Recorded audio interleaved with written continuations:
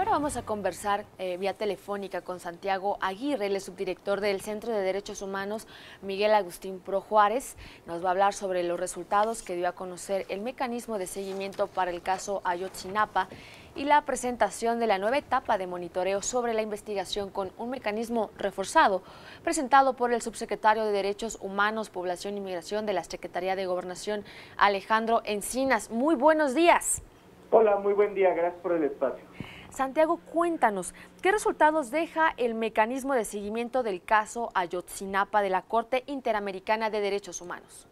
Claro, como es de conocimiento público, el caso Ayotzinapa vino de alguna manera a convertirse en un caso emblemático de la crisis de desapariciones que vive México. Hablamos de más de 37,000 desaparecidos en los últimos años según los registros oficiales.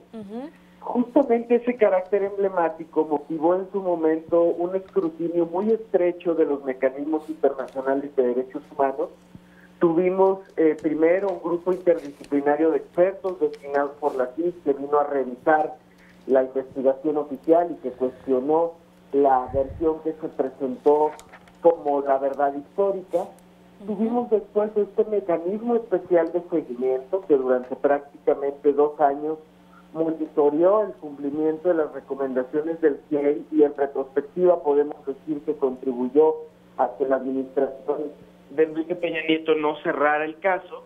Y finalmente, el día de ayer la Comisión Interamericana anunció una nueva etapa de lo que denomina mecanismo reforzado de seguimiento, mediante el cual, reconociendo los signos políticos que en esta administración se han dado de querer solucionar el caso, como son la creación de una comisión presidencial por un decreto emitido por el propio titular del Ejecutivo, entre otros, la comisión ha decidido seguir por 1 año más monitoreando el caso con esfuerzo redoblado y cooperando técnicamente con el gobierno federal para alcanzar la verdad en el caso Ayotzinapa.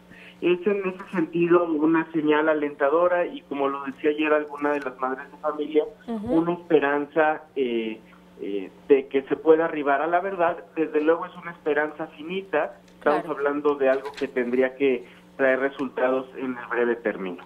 Así es. Santiago, ¿cómo estará integrado el nuevo grupo de apoyo técnico y cómo operará en esta nueva fase de investigaciones? Claro, es un mecanismo reforzado de seguimiento que se establece en torno a 3 figuras principales. En primer lugar, las visitas periódicas de país que realizarán los comisionados de la CID y el secretario ejecutivo que están a cargo del caso, la comisionada presidenta y relatora para México, y algún otro de los comisionados. En segundo lugar, el mecanismo reforzado incluye también presencia permanente de personal de la Comisión Interamericana que ya está aquí en México y que día a día estará trabajando junto con las autoridades en el caso Ayotzinapa. Y finalmente, el tercer componente muy interesante es que este equipo sobre terreno podrá llegarse de las contribuciones de expertos independientes que en materias muy particulares puedan apoyar los trabajos de investigación. Esta posibilidad de recurrir a expertos independientes abre la vía para que, desde luego, quienes integraron en su momento el grupo GIEI puedan regresar a México y seguir contribuyendo en la investigación. Y eso nos parece que es muy relevante porque el GIEI prácticamente fue echado del país por la anterior administración, pero además porque sus integrantes se volvieron por su capacidad técnica, en el caso, un referente muy importante de confianza para las familias. Claro. Santiago, en esta nueva etapa y una vez descartada la verdad histórica impuesta por el gobierno anterior, ¿qué será diferente en esta nueva etapa de las investigaciones? ¿Crees que tengamos alguna acción penal en contra de los responsables?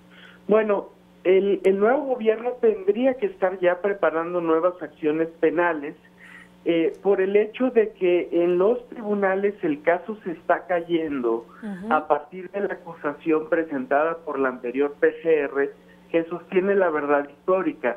Ya el Poder Judicial mexicano ha determinado que estas acusaciones se construyeron sobre todo en base en testimonios arrancados bajo tortura, y las acusaciones por tanto se están cayendo. Entonces, incluso desde esa perspectiva el nuevo gobierno estaría en la obligación de enmendar la ruta y pronto presentar nuevas acusaciones.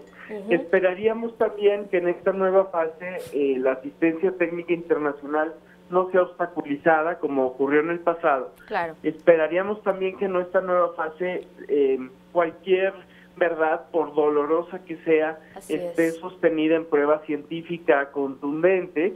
Y finalmente esperaríamos un énfasis en el rompimiento de los pactos de impunidad que hasta hoy subsisten. Para eso es indispensable que el gobierno federal diseñe una política de incentivos que anime a las personas que cuentan con información a brindárselas a las autoridades competentes.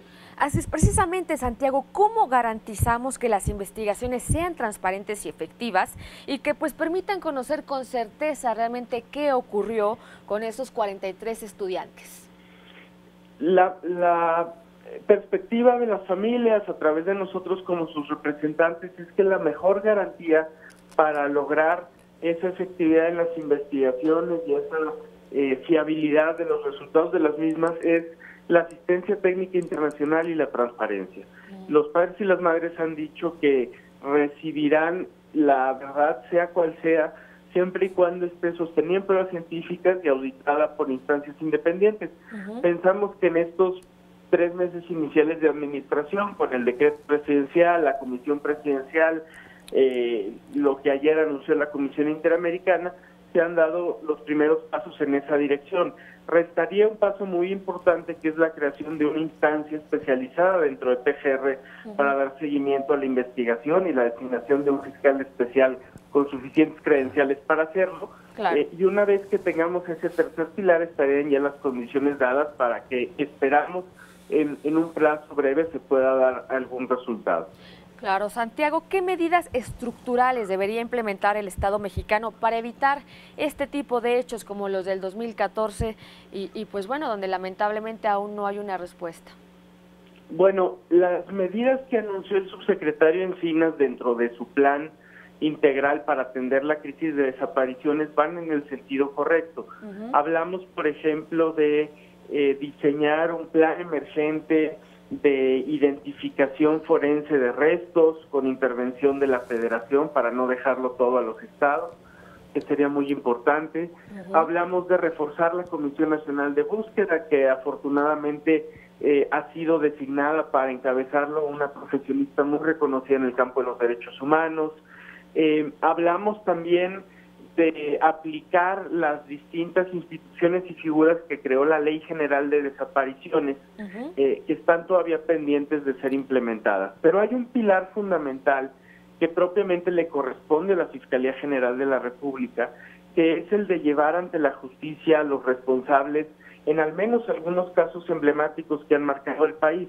Ahí todavía está pendiente que el nuevo Fiscal General de la República designe un vicefiscal o una vicefiscal en materia de derechos humanos que empiece a hacer suya esta tarea, y esa designación y los pasos que dé la Fiscalía en este tema nos parecen fundamentales. Está todavía por acreditarse si la nueva Fiscalía General de la República entiende la crisis de desapariciones de la misma manera que la Secretaría de Gobernación y si en ese sentido hará su tarea que está pendiente. Claro. Santiago, muy buenos días. Lo saluda Alejandro Alfaro. Hola, muy buen día, Alejandro. Buenos días. Hemos escuchado y hemos visto en algunos medios de comunicación estas declaraciones que hace la secretaria de Gobernación, Olga Sánchez Cordero, donde, bueno, dice que la verdad, la famosa verdad histórica está totalmente fuera de lugar. Ahora, la pregunta es también, ¿qué va a pasar con aquellos personajes que en su momento fueron señalados? Recuerdo la pareja de los Abarca, hoy detenidos por este caso. ¿Qué va a pasar con ellos y muchos más que están ahorita tras las rejas por este caso? Bueno, hay acusaciones ya planteadas ante los tribunales que no pueden de un día para el otro sobreseerse o cancelarse. Hay también personas que están acusadas por los delitos contra los estudiantes de Ayotzinapa, pero también por otros crímenes por ejemplo, enriquecimiento ilícito. Ese es el caso de la pareja Barca. Entonces, estas acusaciones tendrán que seguir su curso y el Poder Judicial tendrá que en su momento dictar las sentencias correspondientes. Nos parece fundamental también subrayar en este sentido que dentro de las muchas irregularidades en que incurrió la anterior PGR, una fue que la acusación presentada ante los tribunales por el caso Ayotzinapa no incluye extensa y adecuadamente lo relacionado con el basurero de Cojula y con la afirmación de que ese habría sido el destino final de los estudiantes. Es decir, que ante los tribunales PGR presentó una acusación genérica que afirma que los estudiantes están secuestrados, pero que se cuida de no poner sobre la mesa una tesis concluyente sobre su destino final. Entonces, eso le ha permitido a la Procuraduría, en una actuación, insisto, muy irregular, mantener un margen amplio de actuación, incluso cuando ha sido cuestionada, como lo ha sido la verdad histórica. Santiago Aguirre, subdirector del Centro de Derechos Humanos Miguel Agustín Pro Juárez, muchas gracias por conversar esta mañana aquí con nosotros en el canal del Congreso de la Ciudad de México. Si nos lo permites, más adelante te estaremos buscando. Con todo gusto, siempre es un gusto estar con ustedes. Gracias por el espacio. Muchísimas gracias, Santiago.